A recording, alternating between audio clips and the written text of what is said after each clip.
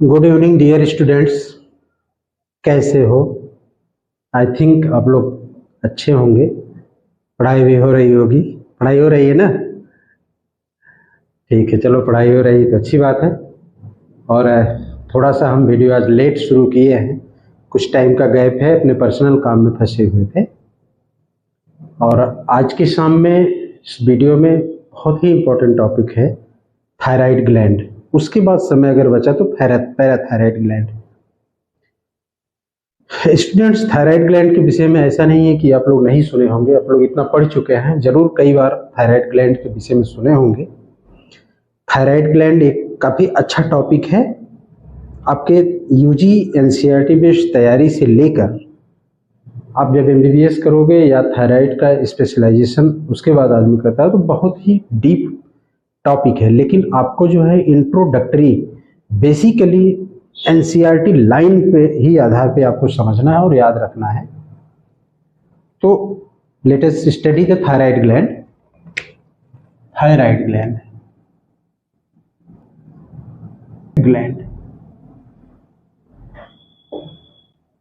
Students, सबसे पहले thyroid gland का क्या लोकेशन है, बॉडी में कहाँ थायराइड ग्लैंड पाई जाती है, इसको हमें जानना है। थायराइड ग्लैंड किस स्ट्रक्चर क्या है, मॉर्फोलॉजिकल शेप क्या है, कुछ शुरू के इंपॉर्टेंट पॉइंट्स ये हैं जिसको जानना बहुत जरूरी है। थायराइड ग्लैंड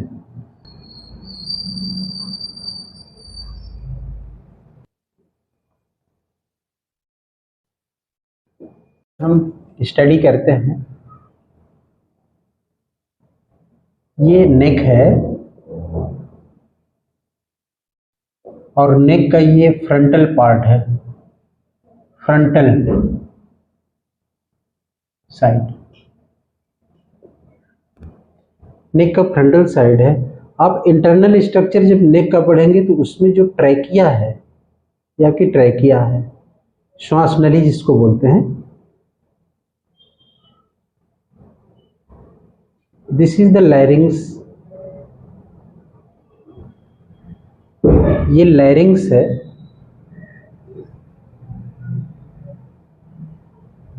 लैरिंग्स के जस्ट नीचे ये ट्रैकिया है, श्वास नली देख रहे हैं, ये ट्रैकिया है। ट्रैकिया का बाइफरकेशन हो गया। इस ट्रैकिया पे ही जो है, और इस लैरिंग्स के जो लैरिंजियल स्ट्रक्चर है, इसका जो पार्ट इस तरीके से, इसको एडम्स एप्पल बोलते हैं, एडम्स एप्पल। क्या बोलते हैं? Adam's apple.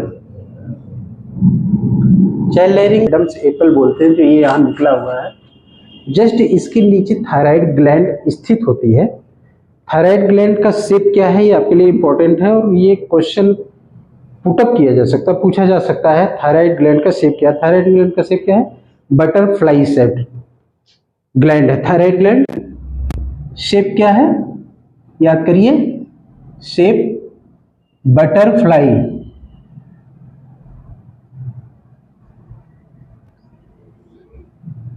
Butterfly shaped. कैसे बटरफ्लाई शेप्ड दिखती है? क्यों बटरफ्लाई शेप्ड कहते हैं? क्योंकि this gland, because it is bilobed, because it is bilobed gland,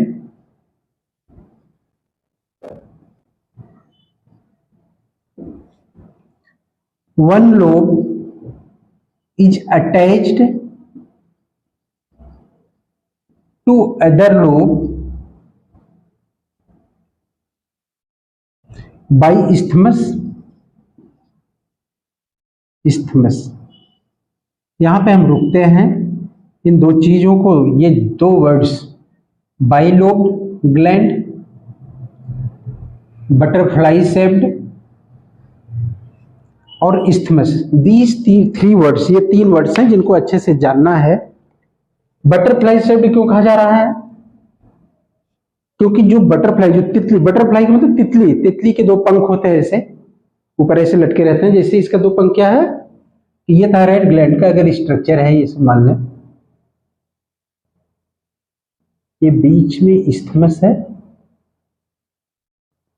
और ये थायराइड ग्लैंड है।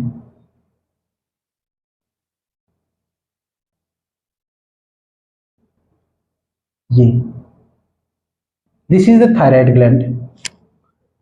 थायराइड ग्लैंड कहाँ है लोकेटेड? लोकेटेड इन, लोकेशन क्या है? Front of neck,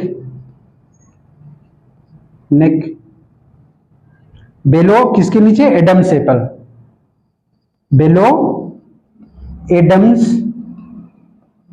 Apple, attached to trachea in neck. ये चीज very important things students. This is the bilobed, one lobe, इसका ये पहला लोब है और इसका ये सेकंड लोब है। जब दो लोब हैं तो इसको क्या बोलते हैं? बाइलोब्ड ग्लैंड है। इसीलिए दो लोब हैं, इसको बाइलोब्ड बोलते हैं। This is the connection between the gland, this connection is known as isthmus. ये कनेक्टिंग स्ट्रक्चर है isthmus, isthmus connecting structure, connecting structure between two lobes of gland. दो ग्लैंड के दोनों लोब के बीच का जो कनेक्शन है ये इस्थमस कहलाता है। ये क्वेश्चन है। बटरफ्लाई शेप्ड हो गया, this is the butterfly shape. चूंकि दो लोब हैं इसको बाइलोब्ड स्ट्रक्चर में है और जुड़े आपस में किससे हैं? इस्थमस के द्वारा। ये चीज थायराइड ग्लैंड। दूसरी चीज ये है कि थायराइड ग्लैंड लोकेटेड कहां है? चाहे आप कभी क्वेश्चन नेक में पूछ सकता है, in front of neck, below Adam's apple. Adam's apple किसको बोलते हैं? जो थायराइड कार्टिलेज होती है, आप आगे चल के पढ़ेंगे, थायराइड कार्टिलेज होती है। इस थायराइड कार्टिलेज का स्ट्रक्चर छोटे से उभार के रूप में होता है। इसी उभार को ही एडम्स एपल, वैज्ञानिक के नाम पे एडम्स एपल बोलते हैं। और यह एडम्स एपल मेल में प्रोमिनेंट होता है, जो दिखता है, फीमेल में बहुत कम दिखता है। इसी एडम्स एपल के नीचे ही ये बाइलोब्ड थायराइड ग्लैंड स्थित है। तो स्टूडेंट्स, पहला क्या है? Butterfly shaped bilobed gland connected with isthmus, the two lobes, दोनों लोब्स इस्थमस से जो है कनेक्टेड हैं। स्ट्रक्चर क्या है?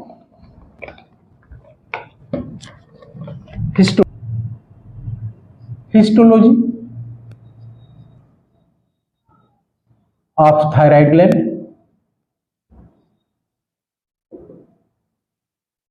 काम की चीजों को याद कीजिए, बताना कोई लिमिट नहीं है कितना बताया जाए।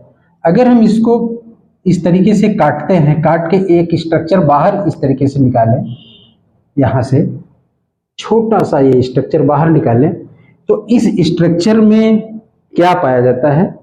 थायराइड ग्लैंड छोटे छोटे फॉलिकल्स का बना होता है। ये फॉलिकल्स, अभी फॉलिकल्स के विषय में बताएंगे फॉलिकल्स क्या है, फॉलिकल कैसे बना हुआ है। This is the cut section from here.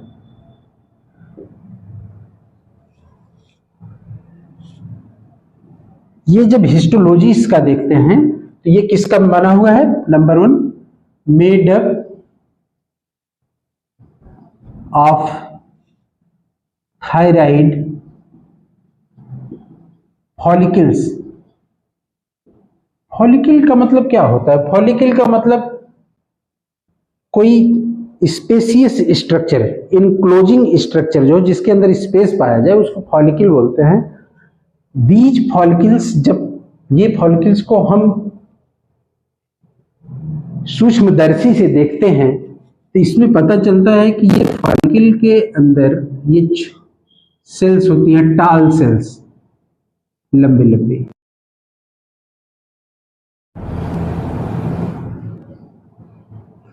In sales का ये न्यूक्लियस हो गया।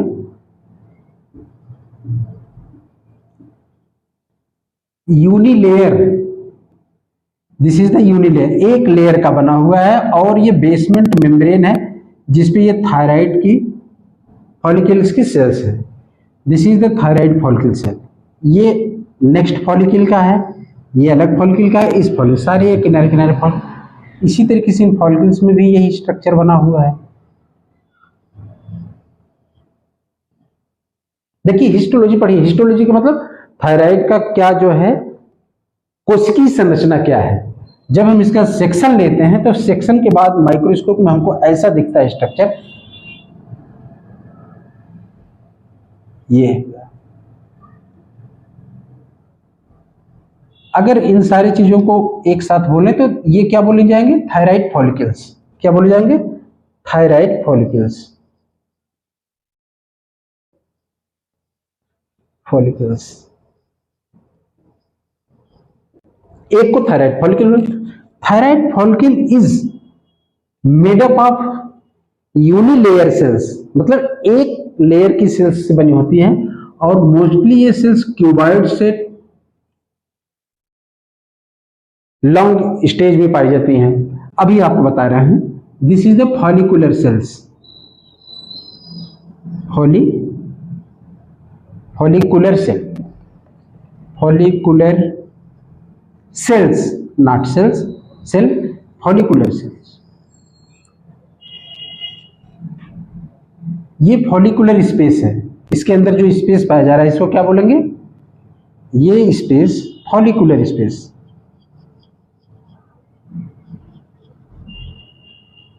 स्पेस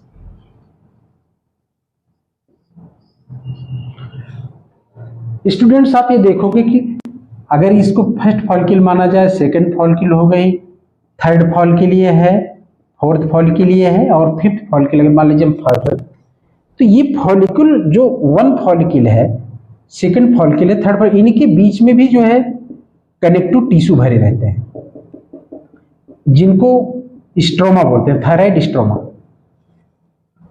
ये फॉलिकल हो गई, तो इसके बीच में जो है follicular cells and stromal cells, ये क्या कहलाते हैं, ये stroma, stroma made up of stromal sales.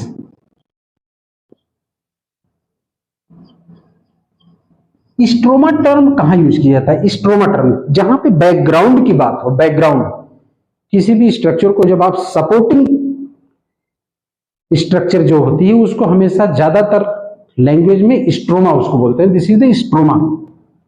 एक फॉलिकल, दूसरी फॉलिकल, तीसरी फॉलिकल, सारे फॉलिकल जो है थायराइड के अंदर इस तरीके से सपोर्टेड है स्ट्रोमल सेल से। इन थायराइड सेल्स के जो थायराइड फॉलिकल्स हैं, thyroid follicles, this is the thyroid follicle, this is the thyroid follicle.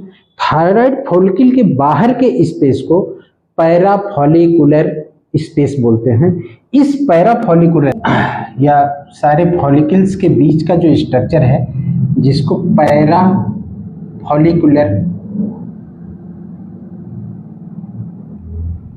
Structure बोलते हैं,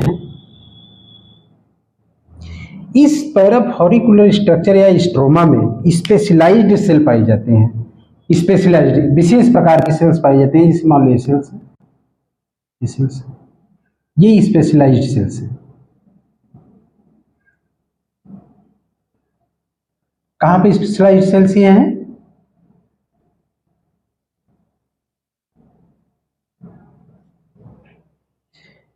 ये चूंकि पैरा माने बाहर, फॉलिकल है, फॉलिकल के बाहर पैरा फॉलिकुलर स्पेस, इसमें स्पेशलाइज्ड सेल पाई जाते हैं। इन स्पेशलाइज्ड सेल को क्या बोलते हैं, क्या बोलेंगे इन स्पेशलाइज्ड सेल को, पैराफॉलिकुलर सेल्स, पैराफॉलिकुलर सेल्स। इनको सी सेल्स के नाम से भी जाना जाता है, सी सेल्स। सी सेल्स क्यों कहा जाता है, इसका थोड़ा सा टैक्टिक है कि इस सेल के द्वारा, इन सेलिकुलर सेल्स, ये पैराफॉलिकुलर, पैरा माने बाहर, फॉलिकल, इस फॉलिकल के बाहर पैराफॉलिकुलर सेल्स पाई जाती हैं। क्योंकि ये सेल्स कहाँ पाई जा रही है? फॉलिकल्स के बाहर, इसलिए पैराफॉलिकुलर, पैरा माने बाहर। इनको सी सेल्स भी कहते हैं। सी सेल्स क्यों कहते हैं? इसका कारण यह है कि ये सेल्स एक प्रकार का हार्मोन सिक्रीट करती है जिसको कैल्सीटोनिन बोलते हैं।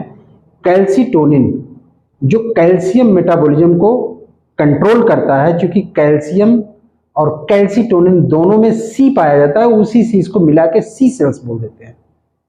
ठीक, अब क्या है? Structure of follicles.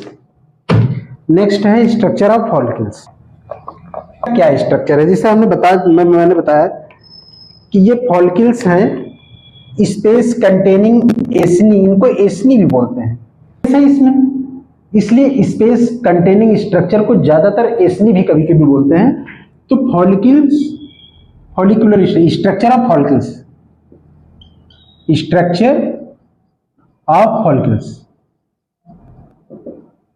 Structure of follicles में जैसा आपने देखा है कि ये बेसमेंट मेम्ब्रेन है। बेसमेंट मेम्ब्रेन, इसको बेसमेंट मेम्ब्रेन क्यों कहा जाता है? बेस माने आधार होता है। आधार किसके लिए है? इन सेल्स के लिए है, इसलिए इन सेल के लिए बेसमेंट, बेसमेंट माने आधार, और ये मेम्ब्रेन है इसलिए बेसमेंट मेम्ब्रेन इसको बोलते हैं। Unicellular cell. तो फॉलिकल्स का क्या स्ट्रक्चर है? Made up of cuboidal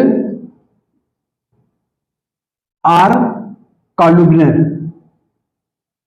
columnar, cuboid का मतलब क्या होता है? ये चाहे क्यूबॉइडल हो सकती है, क्यूब घनाकार, या कॉलुमनर मतलब बड़ी बड़ी लंबी लंबी सेल्स, चाहे इसको कॉलुमनर कहिए, चाहे इनका स्ट्रक्चर क्या है सेल्स का? मेड अप ऑफ क्यूबॉइडल और columnar cells known as follicular cells. कुलर cells. Each follicles have a space, और प्रत्येक फॉलिकल्स के अंदर एक स्पेस पाया जाता है। स्पेस, दिस स्पेस इज क्या है? Follicular space. Follicular space. इस follicular space contains each follicles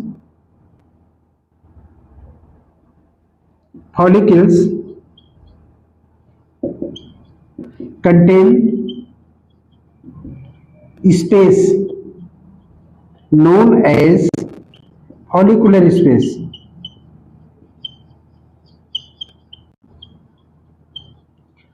चूंकि जो स्पेस कंटेनिंग स्ट्रक्चर होता है, जिसके अंदर स्पेस पाया जाता है, उसको एस्नी या थैले, एस्नी का मतलब थैला, थैला है, इसीलिए इसका दूसरा नाम फॉलिकल्स का क्या नाम बोलते हैं? Follicles are also known as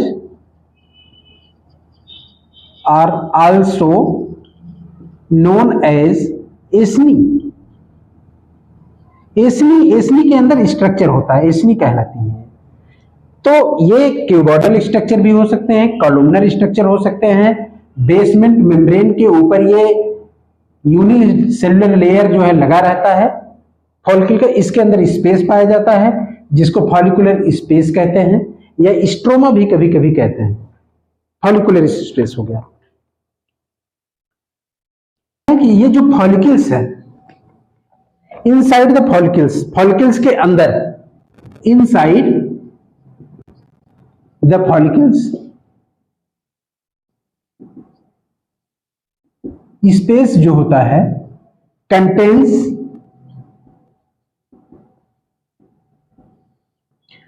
thyroglobulin. Globulin, thyroglobulin इसके अंदर भरा रहता है। थायरोग्लोबुलिन क्या भरा रहता है? थायरोग्लोबुलिन। मतलब कैसे जाने को थायरोग्लोबुलिन? ये अगर तुम्हारा फॉलिकल्स है, फॉलिकल के अंदर ये स्ट्रक्चर है, तो ये इसके अंदर जो भरा है थायरोग्लोबुलिन। थायरोग्लोबुलिन क्या है? थायरोग्लोबुलिन क्या है क्या? What is it? It is a glycoprotein. It is a glycoprotein. और इस यह ग्लाइकोप्रोटीन, ग्लाइको माने क्या होता है? कार्बोहाइड्रेट, और प्रोटीन का मतलब प्रोटीन, ग्लाइकोप्रोटीन होता है।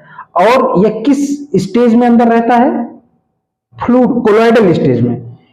नेचर क्या है इसका ग्लाइकोप्रोटीन का? Colloidal in nature, colloidal in nature.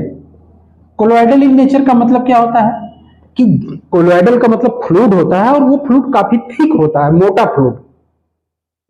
उस मोटे फ्लूइड, जैसे चाशनी जिसको कहते हैं, तो उसको कोलोइडल इन नेचर होता है। कोलोइड पढ़ेंगे आप लोग, कोलोइडल इन नेचर।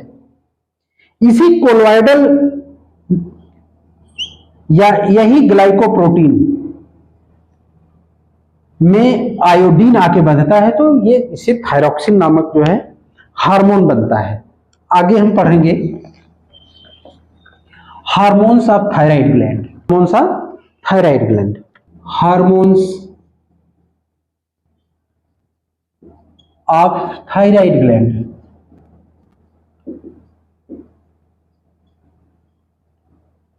स्टूडेंट्स ये जानिए कि अगर ये थायराइड फॉलिकल्स हैं, तो थायराइड फॉलिकल्स के अंदर जो सेल्स हैं इनको फॉलिकुलर सेल्स बोलते हैं। थायराइड हार्मोन इन्हीं फॉलिकुलर सेल्स के द्वारा बनाया जाता है। पहला तो ये हार्मोन हो गया। दूसरा हार्मोन जो पैराफॉलिकुलर सेल्स हैं, जिनको सी सेल्स बोलते हैं, इस हार्मोन से जो सेल्स जो बनता है हार्मोन, उसको कैल्सिटोनिन हार्मोन बोलते हैं। क्या बोलते हैं? Calcitonin hormone. पहला हो गया thyroxine, thyroxine hormone. Thyroxine hormone का नेचर क्या है, पहले हम इसको जान लेते हैं। थायरॉक्सिन हार्मोन होता क्या है कि जो कोलोइडल स्ट्रक्चर फॉलिकल के अंदर बंद है, उस कोलोइडल स्ट्रक्चर में ग्लाइकोप्रोटीन होता है। उसी ग्लाइकोप्रोटीन से एक प्रकार का अमीनो एसिड होता है जो अटैच होता है, जिसको टायरोसिन अमीनो एसिड बोलते हैं।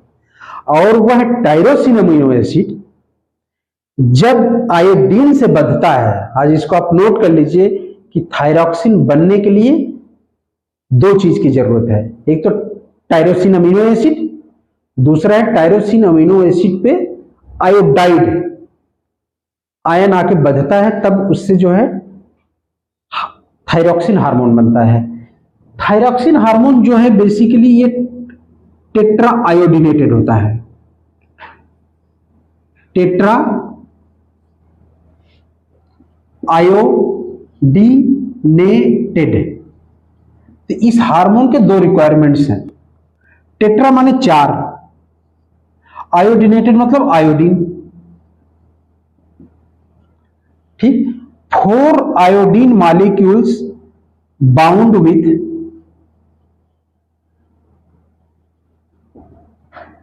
Tyrosine amino acid,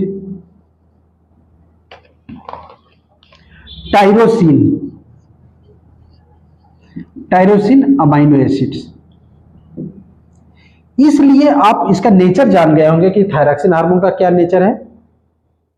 iodinated amino acid है, आयोडीनेटेड अमीनो एसिड। और ये आयोडीनेटेड अमीनो एसिड जो टायरोसिन से जो आयोडीन बता है, ये जाके थायरोग्लोबिन से पूरा बच जाता है। ये स्ट्रक्चर पूरा आपका attached with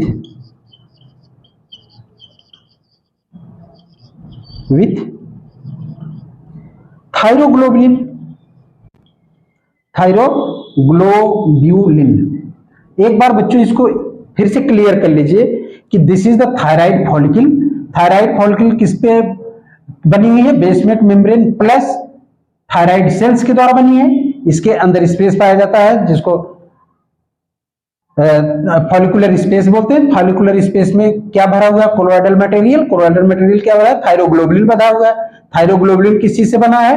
tyrosine, glycoprotein attached with 4 molecules of iodine, 4 molecules of iodine. Tetra माने 4।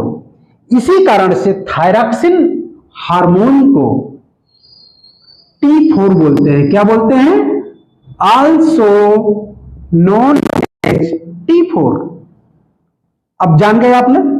अभी आप आगे पढ़ोगे कि T3 हार्मोन भी होता है, T4 हार्मोन भी होता है, DIT MIT DIT का मतलब डाई आयोडीनेटेड थायरोग्लोबुलिन। MIT का मतलब हो गया कि mono iodine thyroglobulin. Tetra iodinated जिसको आप पढ़ ही रहे हैं कि 4 iodide molecule tyrosine amino acid से। ये बार बार क्वेश्चन पूछा गया कि टायरोमाइसिन अमीनो एसिड किस हार्मोन को बनाने में उपयोग होता है? That amino acid is tyrosine and that hormone is thyroxine hormone. एक क्वेश्चन ये भी पूछा जाता है कि थायरॉक्सिन हार्मोन बनाने के लिए किस एलिमेंट की जरूरत होती है? वो कौन सा एलिमेंट है? आयोडीन।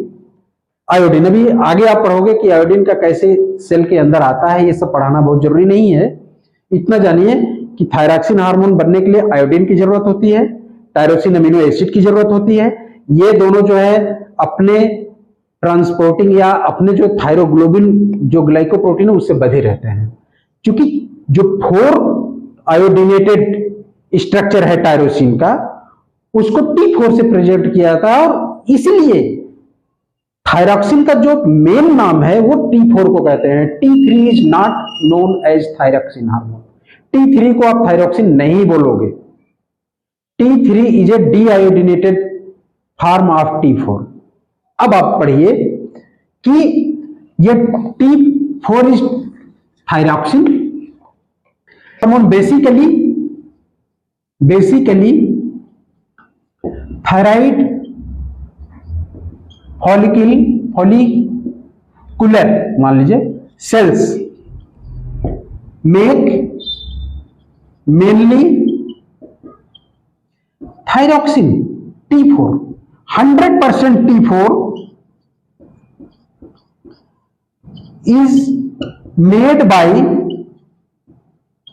thyroid follicle। और जब यह हार्मोन इसके अंदर बन जाता है तो इसी में T4 जो है पड़ा रहता है।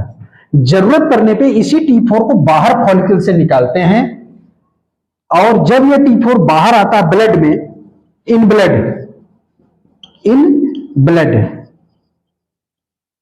क्या है? बॉडी का पेरिफेरल स्ट्रक्चर में रहता है। तो चूंकि ये ब्लड में है T4 और जब ये ब्लड में T4 पहुंचता है तो जरूरत के हिसाब से इसमें से एक माइनस आयोडीन हो जाता है। 1 आयोडीन माइनस हो गया, -1 आयोडीन। जब -1 आयोडीन होता है तो T3 बनता है, मतलब कि try iodinated thyroglobulin. Try iodinated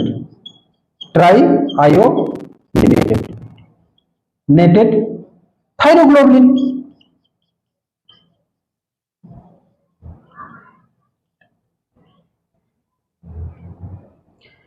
इस T4 से जो T3 बन रहा है फ्रेंड्स, T4 से जो T3 बन रहा है, इस T3 को क्या बोलते हैं? T4 से T3 को बनने को पेरिफेरल मतलब बाहर, पेरीफेरी में, किनारे किनारे ब्लड में है। चूंकि इसको अगर हम सेंटर मान लेते हैं थायराइड को, तो थायराइड को सेंटर अगर मान लिए तो इसके बाहर की स्पेस में जहां ब्लड है उसको पेरिफेरल स्पेस बोलेंगे। उस पेरीफेरी में, उस बाहर के इन्वायरमेंट में, मतलब कि ब्लड में जो T4 T3 में चेंज हो रहा है, इस T4 को T3 में चेंज होने की प्रक्रिया को बोलते हैं पेरिफेरल कन्वर्जन। और पेरिफेरल कन्वर्जन से क्या बनता है? T3 बनता है आपका। इस तरीके से T3 का प्रोडक्शन कहां होता है? पेरीफेरी में होता है। कि 2 हार्मोन बन रहा है, T4 और एक बन रहा है T3। T4 को क्या बोलते हैं? T4 को क्या बोलते हैं? टेट्राथायरोआयोडीन। टेट्राथायरोआयोडीन।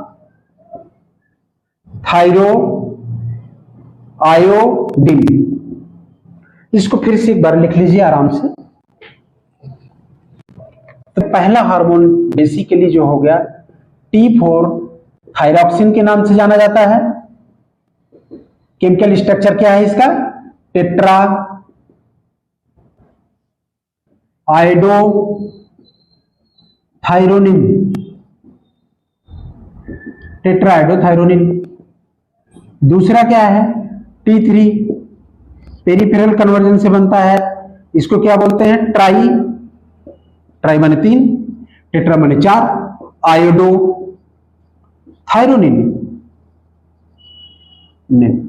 ठीक, T3 कैसे बना, पेरिफेरल कन्वर्जन से, P for peripheral, C for conversion से, इन ब्लड।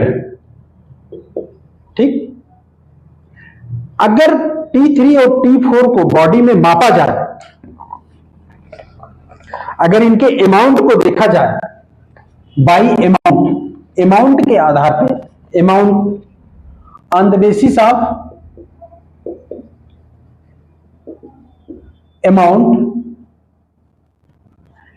T4 काफी ज्यादा होता है T3 से, ये, और ये T4 और T3 जो हैं बेसिकली थायराइड का जो फंक्शन है, भले टेट्रा आयोडीन के रूप में बनता है, ये ऑन द बेसिस ऑफ क्या है, अमाउंट, अमाउंट के आधार पे, लेकिन एक्टिविटी के आधार पे अगर देखा जाए, सक्रियता इसमें किसमें है, एक्टिव हार्मोन कौन ज्यादा है, T3 इज मोर एक्टिव। अब on the basis of activity, on the basis of activity, जो T3 है ये बहुत ज्यादा एक्टिव है, तो बॉडी में मेन एक्टिविटी किसकी है, T3 की, T4। बनता तो ज्यादातर T4 है, इसका मतलब आप कह सकते हैं कि पेरीफेरी में T4 नहीं बनता, ब्लड में T4 कहां बनता है, फॉलिकल के अंदर, T3 कहां बनता है, पेरिफेरल कन्वर्जन से जो ब्लड के अंदर बनता है। और जब अमाउंट को मापा जाए ब्लड में, तो देखेंगे कि अमाउंट के आधार पर T4 ज्यादा होता है, लेकिन बॉडी में सक्रिय हार्मोन कौन है, T3 और T4 में सक्रिय हार्मोन ज्यादातर T3 है, और T3 much active than T4। Biological activity इसको बोलते हैं, बायोलॉजिकल एक्टिविटी। अगर देखा जाए तो T3 की जो बायोलॉजिकल एक्टिविटी है वो 5 टाइम्स, 5 गुना है, मान लो 3 से 5 गुना ज्यादा होता है T4 से। इस तो बायोलॉजिकली कौन ज्यादा, अगर ये क्वेश्चन पूछा जाए कि among T3 and T4 biologically active hormone ज्यादा कौन है, वो T3 है। फिर पूछा जा सकता है कि T3 कहां बनता है, मेनली T3 पेरिफेरल कन्वर्जन से ब्लड में बनता है T4 से। थायरॉक्सिन हार्मोन बनने के लिए क्या क्या जरूरत है, थायरॉक्सिन हार्मोन बनने के लिए एलिमेंट के रूप में आयोडीन चाहिए, दूसरा चीज ये है कि टायरोसिन अमाइनो एसिड चाहिए। जब आयोडीन टायरोसिन से जुड़ता है, फिर वो टायरोसिन जो थायरोग्लोबुलिन से जुड़ता है, तब जाके थायरॉक्सिन हार्मोन का निर्माण होता है। और थायरॉक्सिन बेसिकली किसका नाम है, T4 का नाम है, कभी T3 को थायरॉक्सिन मत कहिएगा। ठीक, इतनी बात ये कंफर्म हो गई।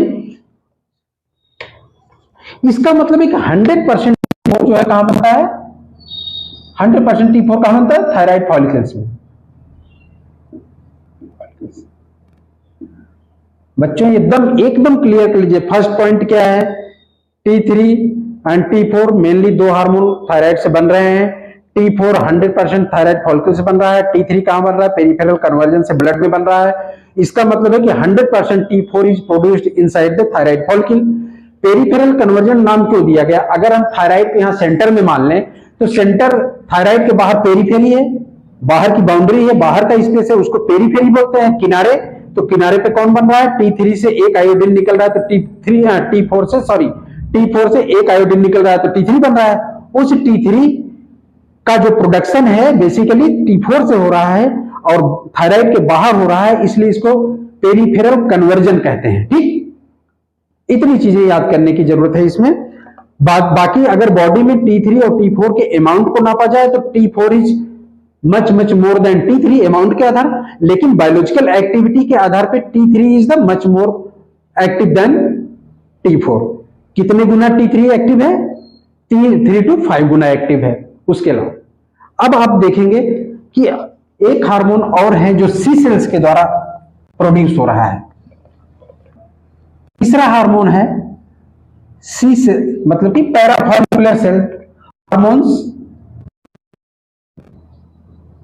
Of parafollicular follicular cell. जैसे हमने बताया कि ये स्पेशलाइज्ड सेल है, इससे क्या बनता है कैल्सीटोनिन। कैल्सीटोनिन इससे क्या बनता है कैल्सीटोनिन।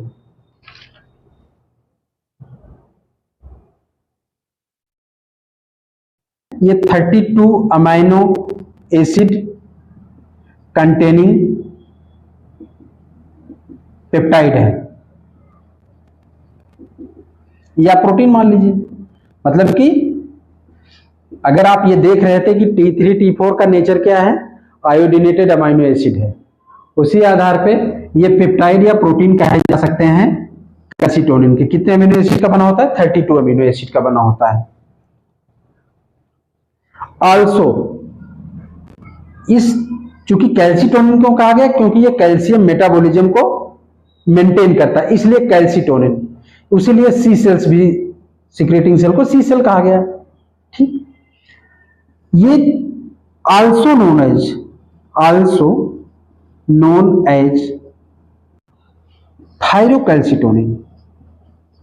क्योंकि थायराइड से कैल्सीटोनिन बन रहा है, थायराइड से कैल्सीटोनिन आ रहा है, इसलिए कैल्सीटोनिन को कभी कभी थायरोकैल्सीटोनिन भी बोलते हैं, थायरोकैल्सीटोनिन। अब फंक्शन देखते हैं कि थायराइड ग्लैंड का क्या फंक्शन है। थायराइड के फंक्शंस,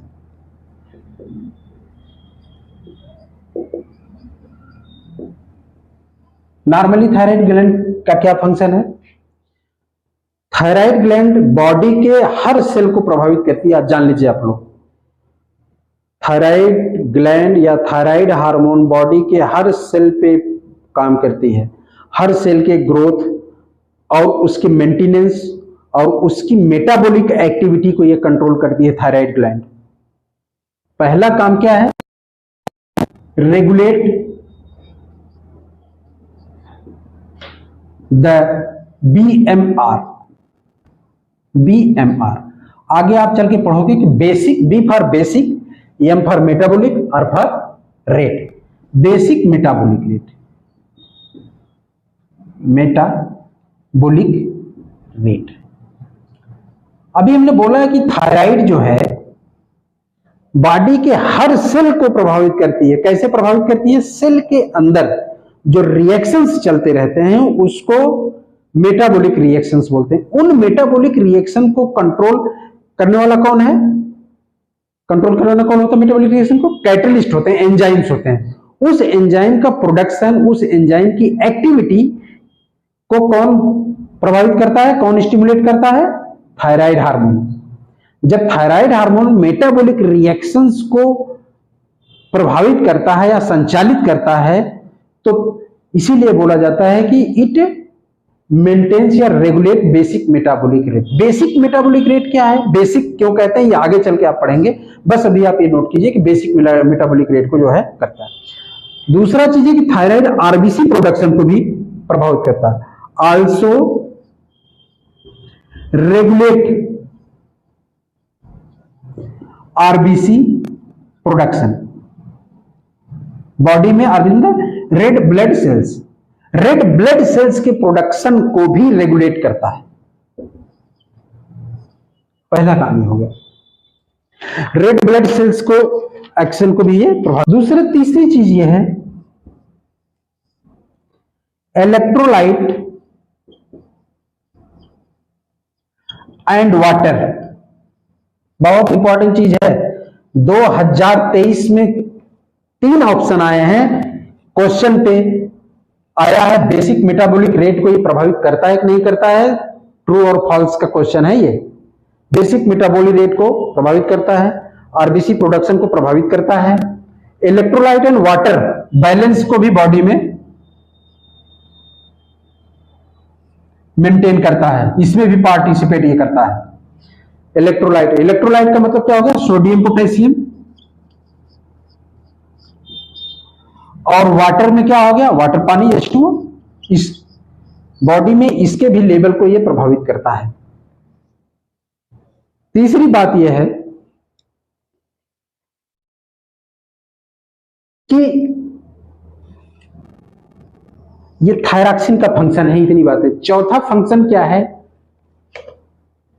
ये थायरॉक्सिन का फंक्शन हो गया। क्या फंक्शन है, calcitonin, function of calcitonin, calcitonin या थायरोकैल्सिटोनिन, थायरोकैल्सिटोनिन। कैल्सिटोनिन का शब्द जब भी हमारे दिमाग में आ जाए तो हमको इसको जो है कैल्शियम मेटाबॉलिज्म से, C for calcium, C for calcitonin, और चूंकि कैल्सिटोनिन थायराइड ग्लैंड से सीक्रेट होती है इसलिए इसको थायरोकैल्सिटोनिन भी कहते हैं। मुख्य काम इसका क्या है, इसको जरूर स्टूडेंट आप रिफ्लेक्स में याद कीजिए, क्वेश्चन पूछा गया है 2023 में। इसका मेन फंक्शन क्या है, मेन फंक्शन, मेन फंक्शन क्या है, बॉडी में कैल्शियम लेवल को ये क्या करता है, डिक्रीज करता है, नीचे करता है। एक डिक्रीजेस कैल्शियम लेवल, कौन सा कैल्शियम, आयनिक कैल्शियम, ये आयनिक कैल्शियम है। डिक्रीजेस आयनिक कैल्शियम मतलब आयनिक, आयनिक कैल्शियम इन प्लाज्मा और ब्लड, चाहे वो ब्लड हो और चाहे वो प्लाज्मा हो, दोनों में ये कैल्शियम के लेवल को कम करता है। इसका मतलब यह है कि बॉडी में अगर कैल्शियम की, कैल्सिटोनिन कैल्शियम मेटाबॉलिज्म को प्रभावित करता है। बेसिकली मेटाबॉलिज्म प्रभावित कैसे करेगा, कैल्शियम के लेवल को यह बॉडी में डिक्रीज करता है। बॉडी फ्लूइड में कैल्शियम के लेवल को कैसे डिक्रीज करेगा, कैल्शियम का आप जान लीजिए कि बॉडी में कैल्शियम के स्रोत कहां कहां है। बेसिकली फ्लूइड, पहली चीज है कि डाइट, डाइट में आपने कैल्शियम लिया तो वो एब्जॉर्ब हुआ बॉडी में इंटेस्टाइन से। दूसरी चीज है कि जब ये बॉडी में इंटेस्टाइन से एब्जॉर्ब हो जाता है तो फिर ये जाके हड्डियों में जमा भी होता है, और हड्डियों में जब जमा होता है तो कैल्शियम ब्लड से हड्डियों में चला जाता है, तो ब्लड में कैल्शियम का लेवल घटता है। इसका मतलब यह है कि ब्लड से अगर कैल्शियम को बोन में ले जाकर डिपॉजिट किया जाए तो कैल्शियम लेवल घटेगा। दूसरी चीज यह है कि गुर्दे से जो आपकी किडनीज हैं, किडनी से जो कैल्शियम बाहर निकलता है उसको भी यह प्रभावित करता है। कैल्सिटोनिन क्या करेगा कि गुर्दे को जो है फैसिलिटेट करेगा कि आप खूब जो है मतलब कि कैल्शियम को बाहर निकालिए, उससे कैल्शियम लेवल ब्लड में कम होगा। तो दो एक्शन, दो जगह प्रभावित किया इसने कैल्शियम के लेवल को कम करने के लिए। पहला चीज क्या है जो मेजर एक्शन है, पहला ज्यादातर मेजर एक्शन, एक्शन मतलब अधिकतम क्या करता है किस आधार पे कि इनहिबिट्स, ये रोकता है, इनहिबिट्स। ये अगर आपका बोन है, मान लीजिए ये बोन है, कैल्सिटोनिन अगर यहां पे आया, कैल्सिटोनिन, बोन के अंदर दो सेल्स पाई जाती हैं, एक पाई जाती है ऑस्टियोक्लास्ट और एक सेल पाई जाती है ऑस्टियोब्लास्ट। ये मान लीजिए ऑस्टियोक्लास्ट है आपकी, ये ऑस्टियोक्लास्ट है, ऑस्टियोक्लास्ट। ऑस्टियोक्लास्ट का मतलब क्या है, ऑस्टियो माने बोन और क्लास्ट का मतलब क्या होता है, खाने वाला, ईटिंग, ईटिंग सेल। ठीक, बोन को खाने वाली सेल या बोन को खत्म करने वाली सेल को क्या बोलते हैं, ऑस्टियोक्लास्ट सेल कहते हैं। वहीं पे फ्रेंड्स दूसरी सेल पाई जाती है बोन के अंदर, ये है, इसको बोलते हैं ऑस्टियोब्लास्ट सेल। क्या बोलते हैं, ऑस्टियोब्लास्ट सेल। ये सेल का काम क्या है, इस सेल का काम क्या है, ये बोन फार्मिंग है, बोन फार्मिंग सेल। इसका मतलब है कि ऑस्टियोक्लास्ट, ऑस्टियो माने बोन, ब्लास्ट माने बनाने वाला, मेकिंग सेल। ठीक। ऑस्टियो अब कैसे बोन को बनाएगा? ऑस्टियोब्लास्ट क्या कहता है कि लगातार ब्लड से ये क्या करेगा? ब्लड से कैल्शियम को अंदर ले जाएगा। ठीक, ये अंदर नहीं ले जाता है ब्लड, जो इसको जो कैल्शियम मिलेगा, इस कैल्शियम को ये बोन में रोकता है, कैल्शियम को बोन में रोकेगा। जबकि कैल्सिटोनिन क्या करता है कि ऑस्टियोक्लास्ट सेल को स्टिमुलेट करता है। कैल्सिटोनिन का यही मेजर एक्शन है, मतलब कि ज्यादातर जो मेजर एक्शन है कैल्सिटोनिन का, वो क्या करता है? Inhibits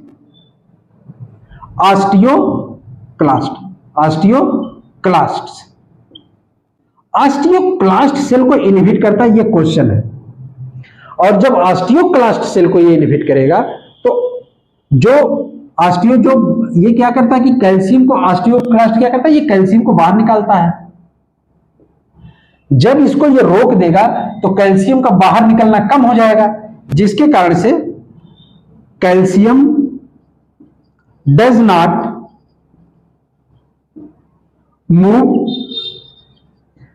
from bone to blood. ये बात हो गई।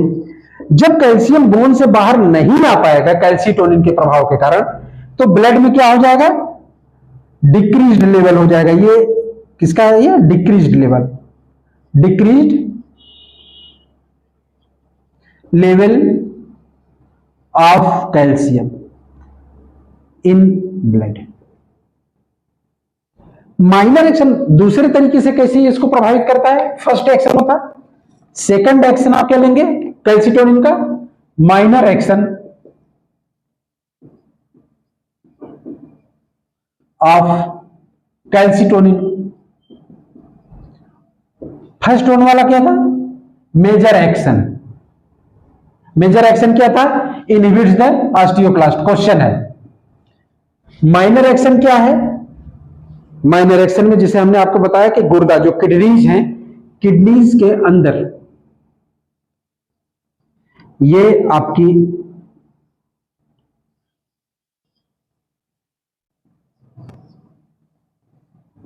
नेफ्रॉन है।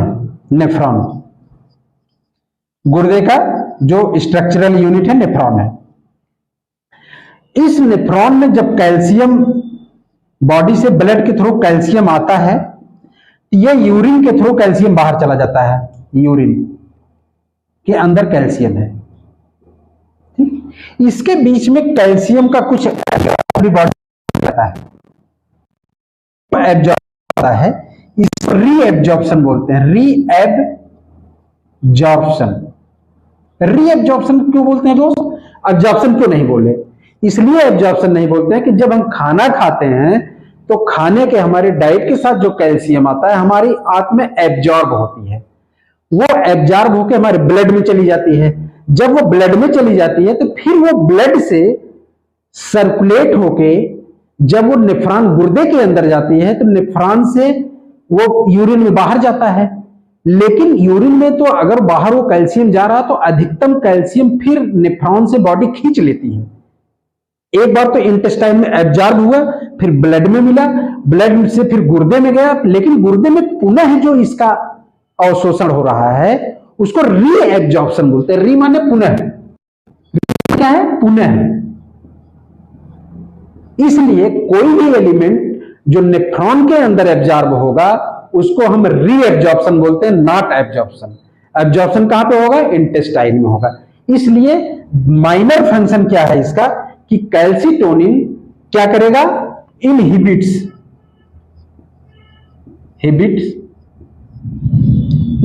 सॉरी, कैल्शियम क्या करेगा? कैसे कैल्शियम को घटाएगा बॉडी में? ये क्या करेगा कि ये रीएब्जॉर्प्शन को कम कर देता है। माइनर एक्शन क्या हो गया?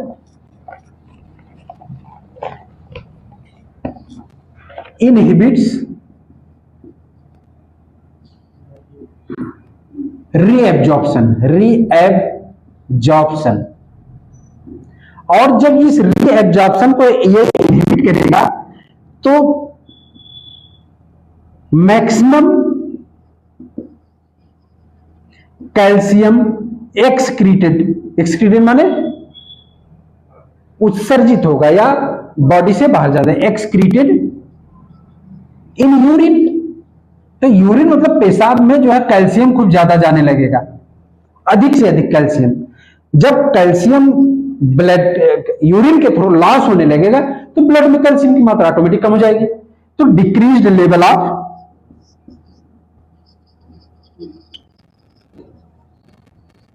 Of calcium in blood. तो इस तरीके से दोस्तों हम ये देखते हैं कि मेजर एक्शन ज्यादातर क्या करता है कि ऑस्टियोक्लास्ट को इनहिबिट करता है। जब ऑस्टियोक्लास्ट क्या बोलते हैं, बोन रीअब्जॉर्बिंग सेल्स बोलते हैं। इसको क्या बोलते हैं, बोन रीअब्जॉर्बिंग सेल। फिर यहां रीअब्जॉर्प्शन टर्म आया, बोन ईटिंग सेल या रीअब्जॉर्बिंग सेल। तो ये ऑस्टियोक्लास्ट को मेजर एक्शन है कि ऑस्टियोक्लास्ट को स्टिमुलेट किया, बोन से कैल्शियम बाहर आना कम हो गया तो ब्लड में कैल्शियम कम होगा।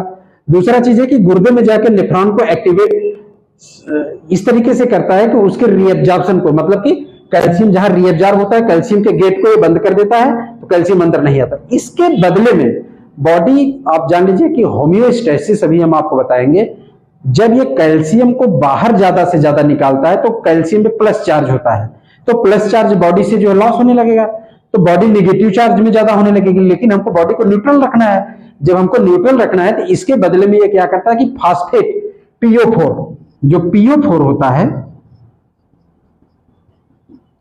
ये इसको जो है बॉडी में रोकने लगता है नेफ्रॉन से।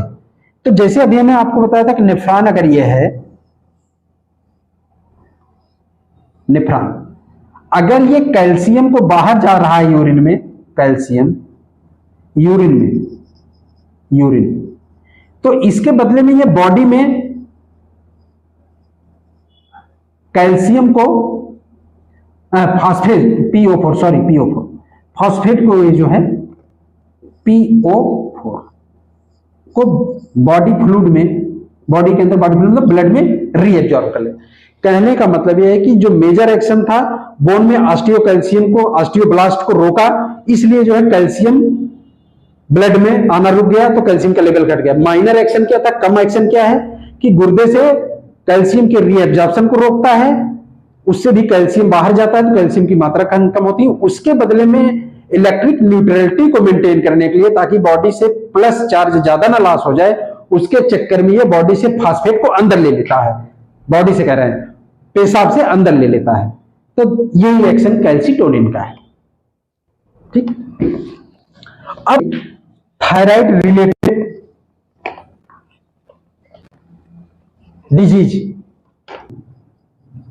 थायराइड रिलेटेड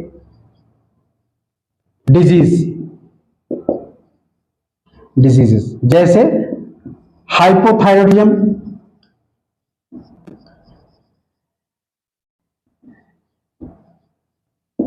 दूसरा है हाइपरथायरॉयडिज्म,